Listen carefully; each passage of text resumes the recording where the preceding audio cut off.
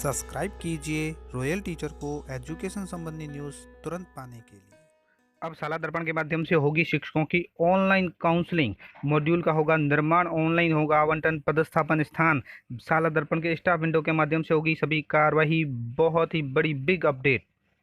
जी हाँ साथियों, इस वक्त की बड़ी खबर की बात करें तो शिक्षकों के पदस्थापन को लेकर आप सभी जानते हैं कि उनकी ऑफलाइन काउंसलिंग आयोजित की जाती है, लेकिन अब शाला दर्पण जो ऑनलाइन का एक प्लेटफॉर्म बन गया है, शिक्षा विभाग का एक स्टाफ विंडो बन गया है, शाला दर्पण है जो यहाँ यूं कहें कि शिक्षा विभाग का एक दर्पण है जहाँ सारी सूचनाएं ऑनलाइन की जाती है, ऑनलाइन देखी भी जा सकती है।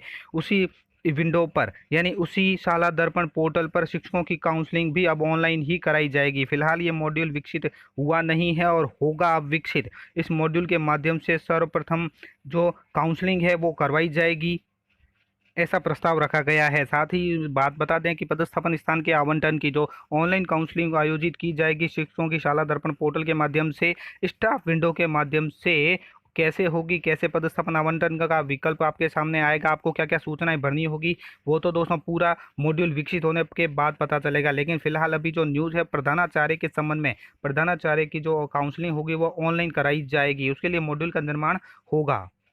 बात करें कार्यालय निदेशक माध्यमिक शिक्षा राजस्थान बीकानेर के इस आदेश की, जो राज्य परियोजना निदेशक एवं आयुक्त राजस्थान स्कूल शिक्षा परिषद शिक्षा संकुल जयपुर को लिखा गया है और विषय है शाला दर्पण पोर्टल के माध्यम से ऑनलाइन काउंसलिंग शेड्यूल यानी ऑनलाइन काउंसलिंग मॉड्यूल का निर्माण करने एवं चयनित और पदोन्नत कार्मिकों के ऑनलाइन पदस्थापन की कार्रवाई के संबंध में। यानी अब जिनकी भी काउंसलिंग होगी वो ऑनलाइन ही होगी, चाहे कोई शिक्षक चयनित है या पदोन्नत है, उनकी ऑनलाइन पदस्थापन की कार्रवाई ही होगी शाला दर्पण के माध्यम से। ये एक लेटर लिखा गया है स्कूल शिक्षा परिषद शिक्षा संकुल जयपुर को राजस्थान में माध्यमिक शिक्षा राजस्थान बीकानेर की ओर से, और बताया गया है कि राजकीय विद्यालय में विभिन्न संवर्गों में शिक्षकों के पदस्थापन हेतु वर्तमान में माध्यमिक शिक्षा निदेशालय में ऑफलाइन काउंसलिंग के माध्यम से विद्यालय में वरीयता के अनुसार पदस्थापन किया जाता है, यानी वरीयता के अनुसार पदस्थापन स्थान का आवंटन किया जाता है। इस प्रक्रिया हेतु समस्त चयनित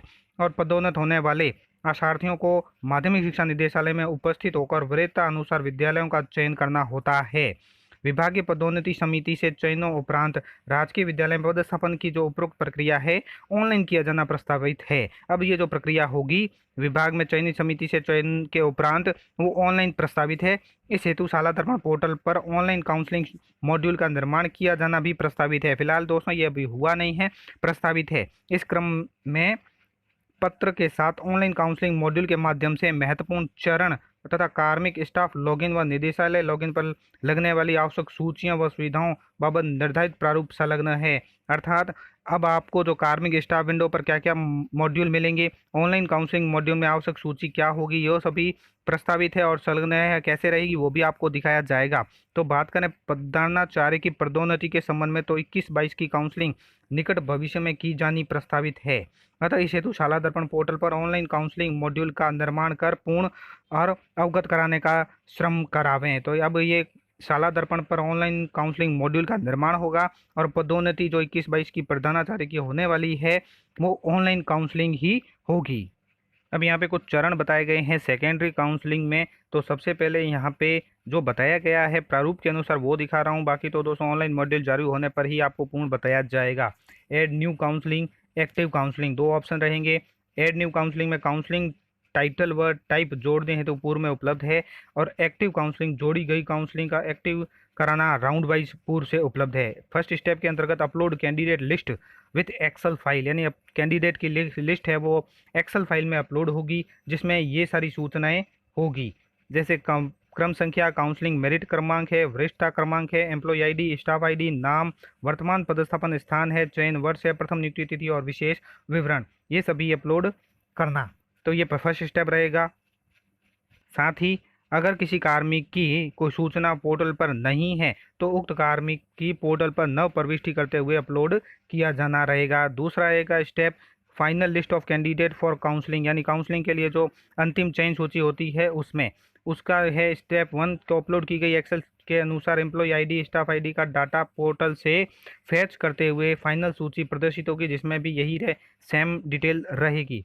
थर्ड स्टेप है अपलोड वैकेंसी फॉर काउंसलिंग, यानी जो रिक्त स्थान रहेंगे काउंसलिंग के लिए निदेशालय स्तर से चयनित रिक्तियों को अपलोड करना, जिसमें स्कूल आईडी, शाला दर्पण की पद और विवरण यानी रिक्त स्थान को बताया जाएगा। स्टाफ विंडो के माध्यम से चयनित कार्मिकों की लॉगिन से पब्लिश की गई रिक्तियों के संबंध में विकल्प किया जाना, सेव और लॉक का ऑप्शन रहेगा। साथ ही ओटीपी द्वारा उक्त चयन विकल्प में से पदस्थापन की सहमति ली जानी है।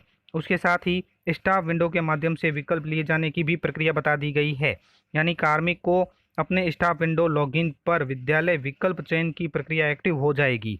जब भी काउंसलिंग होगी, जिसका नंबर आएगा उसको अपने स्टाफ विंडो के माध्यम से लॉगिन करना होगा, विद्यालय चयन की प्रक्रिया अपनानी होगी और वो प्रक्रिया एक्टिव हो जाएगी, जिसके लिए निर्धारित नियम अनुसार रिक्तियों में से चयन का विकल्प भी उनको दिया जाएगा।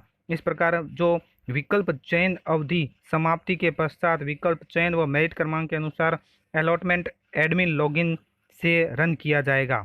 जिस कार्मिक द्वारा विकल्प चयन नहीं किया जाना है या नहीं किया जाता है, उन्हें एनीवेयर इन स्टेट मानते हुए पोर्टल से रैंडमली विद्यालय अलॉट कर दिया जाएगा। यानी जो अगर कोई कार्मिक है वो विकल्प का चयन नहीं करता है तो रैंडमली उसको एनीवेयर इन स्टेट यानी राज्य में कहीं भी मानते हुए विद्यालय अलॉट कर दिया जाएगा।